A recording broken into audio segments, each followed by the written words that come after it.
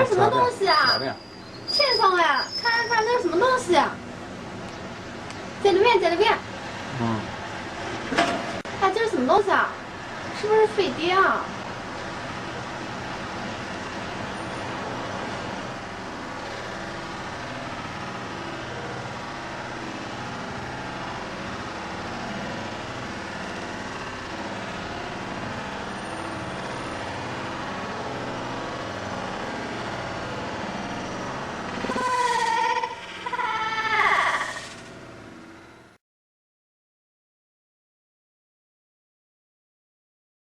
？Is there really life on other planets? Some former military and government personnel say they have proof there is. Elaine Quijano explains.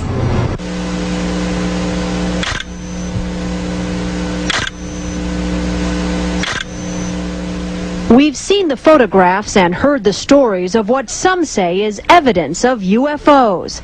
Now a group of scientists, former Air Force and FAA officials is lending its voice to the argument that we are not alone.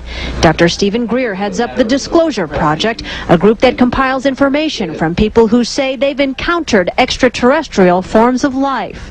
We can establish through this testimony that these objects of extraterrestrial origin have been tracked on radar going thousands of miles per hour, stopping and making right-hand turns.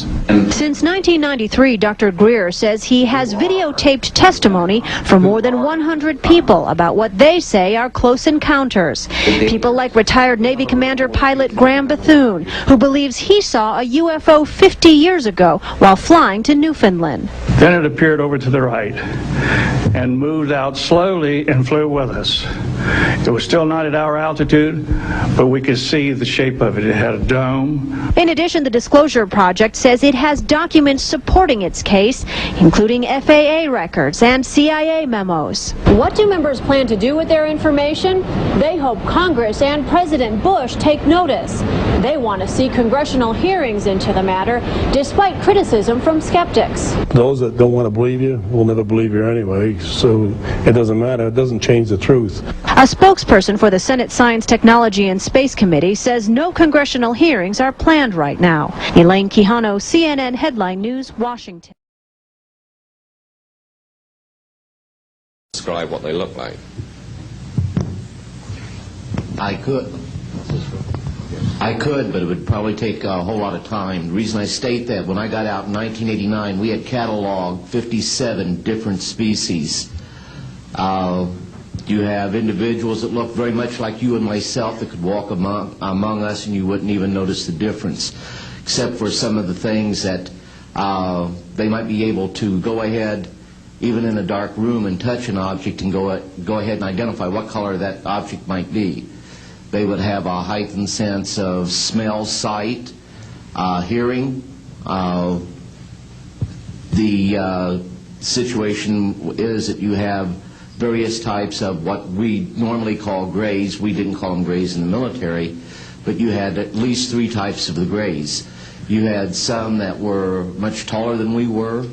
The unique thing that I'd like to point out for the most part is that the entities that we did catalog were in fact humanoid. Now this created a situation where the scientific community was trying to figure out why that would be the case, because you would expect that if life evolved on other planets, that they would take on some type of other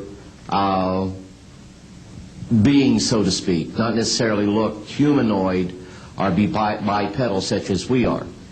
But apparently we got quite a few of the species out there that are humanoid in appearance, and that creates a question that yet has to be answered by science.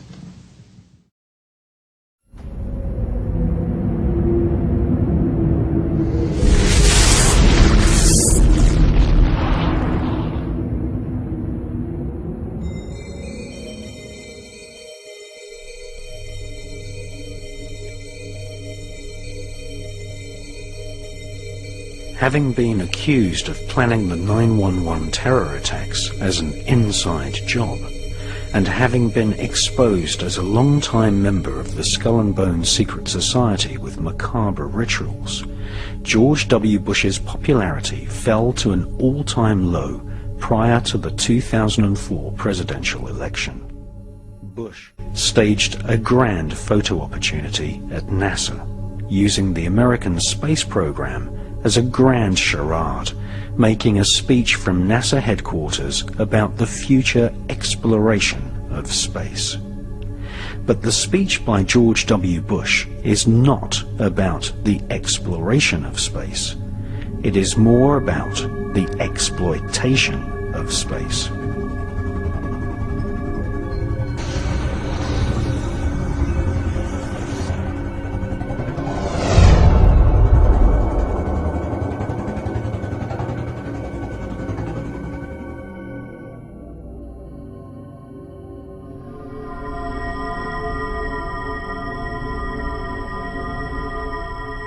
The US government has weaponized space.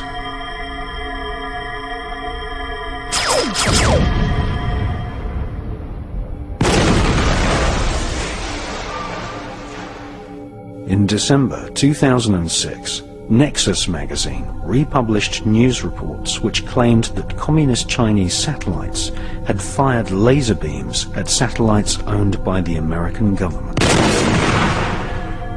Star Wars are happening right now.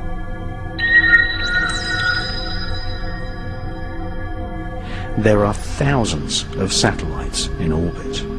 Many contain small nuclear reactors.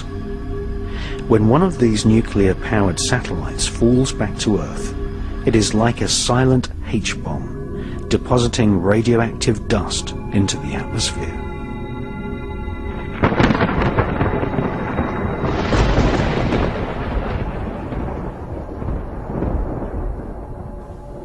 Just 1 pound of plutonium dust deposited into the Earth's atmosphere would kill all living creatures and plant life on the face of the planet. The US government presently has nearly 50 pounds of plutonium orbiting planet Earth in a range of military satellites.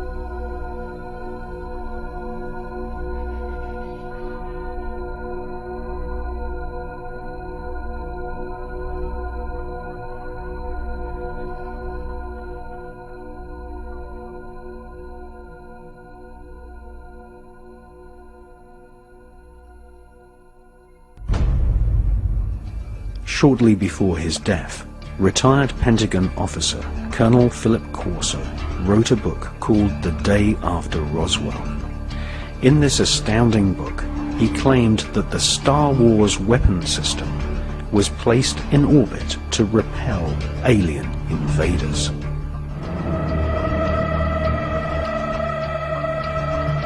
The US military has better, more accurate, and more powerful weapons for killing UFOs than were deployed in the movie Independence Day.